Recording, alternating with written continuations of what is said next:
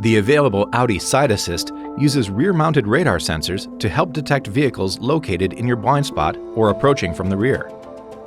Approximately 10 seconds after the ignition is turned on, lights in the exterior mirrors will turn on to briefly indicate the system is activated. As a vehicle approaches from the rear, a warning light illuminates in the housing of the mirror on the same side as an approaching vehicle to help alert you to its presence. If there is a vehicle in the blind spot and the turn signal is activated on the same side, the side assist light will flash rapidly to indicate the hazard. The brightness of the side assist system can be changed through the MMI. Press the driver assistance button, select Settings, and then Side Assist. Adjust the brightness to the desired level.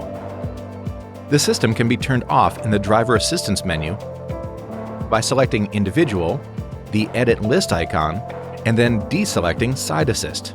The exit warning will be shut off as well. The available exit warning system works when the vehicle is stationary. If a door handle is pulled while a vehicle is approaching from the blind spot, a warning strip on the door will illuminate. The lights in the mirror housing will also illuminate, alerting the approaching vehicle. The opening of the door will also be slowed briefly.